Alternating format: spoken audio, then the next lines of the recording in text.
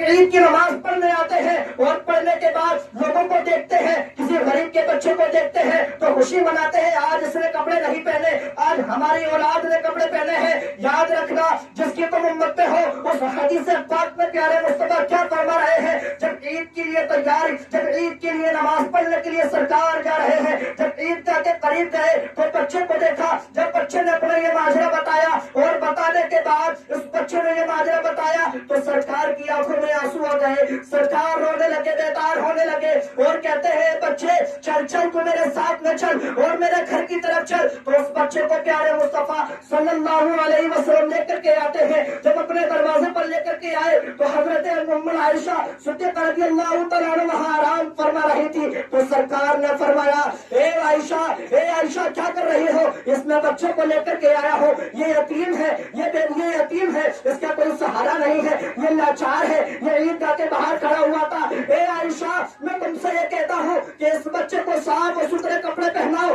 اور پہنانے کے بعد اس کی خوشبو لگاؤ، وہ خوشبو لگانے کے بعد اس بچے کو اتنا نہ ہو سکے یہ مایوس نہ ہو کہ آج یہ یتیم ہے، آج یہ بے سہارا ہے، بلکہ نہیں، اگر سرکار دنیا میں ہے تو اس کے یتیموں کا سہارا بھی موجود ہے، اس بے سہاراؤں کا سہارا موجود ہے، لاچاروں کا سہارا بھی موجود ہے۔ تو الحمدللہ پیارے مصطفیٰ صلی اللہ علیہ وسلم نے اس بچے کو گھر پہ لے گئے اور لے جانے کے بعد اس کو صاف ستھرے نئے کپڑے پہنائے اور پہنانے کے بعد پھر اپنے ساتھ میں عیدگاہ کی طرف تشریف لے گئے۔ جب عیدگاہ کی طرف تشریف لے جا رہے تھے تو امیر باپ کا بیٹا، امیر باپ کی اولادیں اس کو آپ اٹھا کر کے دیکھ رہی تھی اور کیا کہہ رہی تھی اور کیا من میں سوچ رہی تھی، آج دیکھو یہ کتنا کنجر پھرتا تھا، آج یہ کتنا بیکار پڑتا تھا، آج سرکار نے سہارا لگایا تو آج بھی الحمدللہ اپنا کرتا یا پاجامہ اور نئے کپڑے پہن کر کے پھر رہا ہے۔ آج یہ ہے ہمارے نبی، یہ ہے ہمارے مصطفیٰ۔ آج ہمارے گھر کا ایک باپ اپنے آپ کو سنبھال لیتا ہے،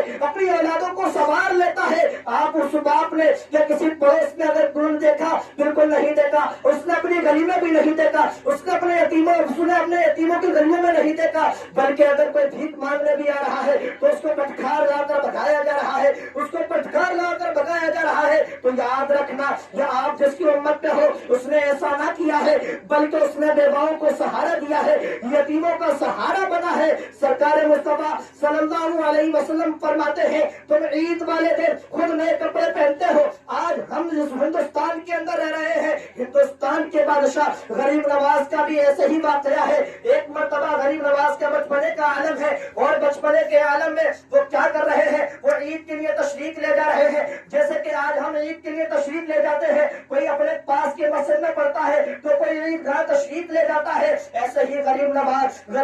جب تشریف لے جا رہے ہیں تو کیا دیکھتے ہیں کہ ایک لڑکا کھڑا ہوا ہے اور اس کے اوپر ایسی گندا لباس پہنا ہوا ہے، اس کے پہننے کے لیے اس کے پاس کپڑے بھی نہیں ہے۔ جیسا کہ آج ہم روڈوں پر پھرتے ہیں تو کوئی بچہ غبارے دیکھتے ہوئے نظر آتا ہے تو کوئی بچہ بھیک مانگتا ہوا نظر آتا ہے۔ یاد رکھنا، اگر تم نے اس غریب کو دیکھا اور اس کا مذاق اڑایا، اگر تمہارے پاس نہیں ہے تو اس کو مت دو، بلکہ اس کا مذاق بھی نہیں اڑاؤ۔ تو غریب نواز جب مسجد کی طرف تشریف لے جا رہے تھے، عید کی نماز پڑھنے کے لیے لے جا رہے تھے تو اس بچے کو دیکھا تو غریب نواز اس بچے کو لے کر کے آئے اور اپنے گھر پر لے کر کے آئے اور اپنی ماں سے فرمایا اے میری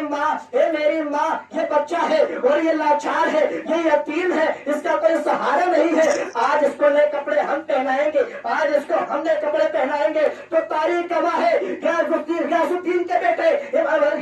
کے بیٹے حسن، جس کا نام غریب نواز ہے، اجمیر کے رہنے والے ہیں، اجمیر کے بادشاہ ہیں، ہندوستان کے بادشاہ ہیں۔ آج ہم جس کو ڈنکا پیٹتے ہیں کہ ہمارا بادشاہ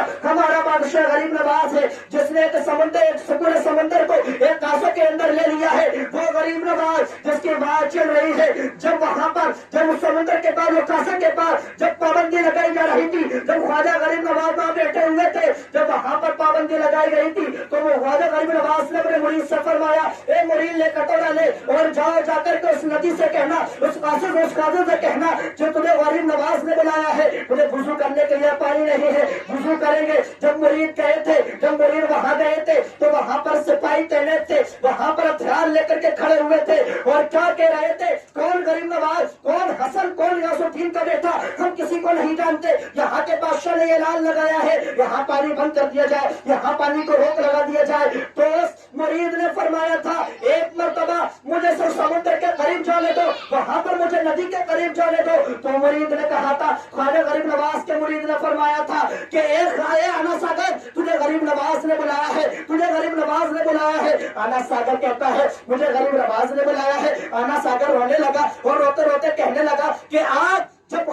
करबला के मैदान में जब इमाम हसन पे पानी बंद कर दिया गया था, जब मैं ताप रहा था कि काश इमाम हुसैन मुझे बुला ले, कि काश मुझे इमाम हसन बुला ले, काश मुझे हजरत अब्बास सलामदार बुला ले। गरीब नवाज ने अपने मुरीद को भेजा और कहने लगा आना सागर कि अल्हम्दुलिल्लाह वहां पर इमाम हुसैन ने मुझे बुलाया, वहां रोक लगा दी गई थी, आज भी इमाम हुसैन का बेटा बुला रहा है। जब उस मुरीद ने कहा ए आना सागर चल चल, ख्वाजा साहब ने तेरे लिए सवारी भी भेजी है, ख्वाजा साहब ने तेरे लिए सवारी भेजी है, साथ में कटोरा बेटा भेजा है, साथ में BMW भी भेजी है, साथ में स्कॉर्पियो भी भेजी है, ख्वाजा साहब ने तेरे लिए सवारी भेजी है। हे आना सागर चल चल, तुझे गरीब नवाज ने बुलाया है। इतना कहना था, सिपाही वहां मौजूद थे जब गरीब नवाज के मुरीद ने कहा कि आना सागर चल, तुझे गरीब नवाज ने बुलाया है। तो आना सागर पूरा समेट कर उस कांसे के अंदर आ गया। सुभान अल्लाह।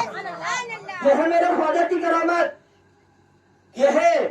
सिर्फ हम इसी करामत को समझते हैं। ख्वाजा गरीब नवाज ने ये करामत करी, गौसे आजम ने ये करामत करी, साबिर पाक ने ये करामत करी। हम करामत मानते हैं पर उनकी बात नहीं मानते।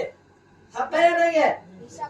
हक है। हम उनकी करामत को देखते हैं जब उस कटोरे के अंदर, जब उस प्याले के अंदर, जब उस कासे के अंदर पूरा आना सागर लेकर के आए, जब गरीब नवाज की बारगाह में हाजिर हुए और कहने लगा से लोग कहने लगे मोरे ए गरीब नवाज, ए मेरे शेख, देखो देखो मैं इस कासे के अंदर पूरा आना सागर भर करके ले आया हूँ। तो गरीब नवाज ने उस कटोरे को देखा, उस पानी को देखा और रोने लगे, तड़पने लगे, आंसू बेदार है और उस आना सागर से कहने लगे कि एक पानी तूने मुझे इतना तड़पा दिया, एक पानी तू अब भी ना आता तो मैं तयम्मुम कर लेता। जब मेरे बाबा इमाम हुसैन तड़प रहे थे, जब तू क्यों नहीं आया, जब अब्बास सलामदार तड़प रहे थे, जब तू क्यों नहीं आया, जब हजरत अली अस्कर, हजरत अली अकबर तड़प रहे थे, जब तू क्यों नहीं आया। तो आना सागर कहता है ए गरीब नवाज, गरीब नवाज, मैं आ तो जब भी ना था क्योंकि मेरे पास रोक लगा दी गई थी, मेरे पास रोक कर दिया गया था। गरीब नवाज कहते हैं ए आना सागर, तू मेरे पास आ गया, अगर तू जब भी ना आता तो मैं तयम्मुम कर लेता, मैं पानी से भी वुज़ू नहीं बनाता। ये है हमारे गरीब नवाज, ये है हमारे हिंद के बादशाह, ये है हमारे हिंदुस्तान के बादशाह। कौन? ये हमारे हिंदुस्तान के बादशाह गरीब नवाज ईदगाह की तरफ तशरीफ ले गए और ले जाने के बाद उस बच्चे को देखा और बच्चे को देखने के बाद उसके ऊपर कपड़े ही नहीं है, वो लाचार है, यतीम है, बेसहारा है। तो आप उसको घर की तरफ तशरीफ लेकर के आए हैं। जब घर की तरफ तशरीफ लेकर के आए तो ख्वाजा गरीब नवाज ने अपनी माँ से फरमाया ए मेरी माँ, इस बच्चे को कपड़े पहनाओ, इसको साफ सुथरा लिबास में अदा करो, उसको साफ करके इसके इतर लगाओ। जब गरीब नवाज ने उस बच्चे को इतर लगाया, जब कपड़े पहनाए, नए कपड़े पहनाए और ले जाने के बाद फिर ईदगाह की तरफ तशरीफ ले गए तो वहां के बड़े बड़े अमीर बादशाह देख रहे थे, बाप का बे औलाद देख रही थी, अमीर बाप की औलाद भी देख रही थी और क्या कह रही थी, आज ये कंजर बना फिरता था, आज गरीब नवाज ने इसको कपड़े पहना दिए हैं, आज गरीब नवाज ने इसको कपड़े पहना दिए हैं। ए मेरे भाई, नौजवान भाई, याद रखना, आप गरीब नवाज को अगर मानते हो, अगर आप सरकार को मानते हो तो अपने घरों की तरफ, अपने बेवा, अपने यतीमों को देखो, अपने पड़ोस में देखो, अपने गली के अंदर देखो, कौन यतीम है, कौन बेसहारा है, किसके पास पहनने के लिए कपड़े नहीं है, कौन पहन सकता है और कौन नहीं पहन सकता, देखेंगे आप।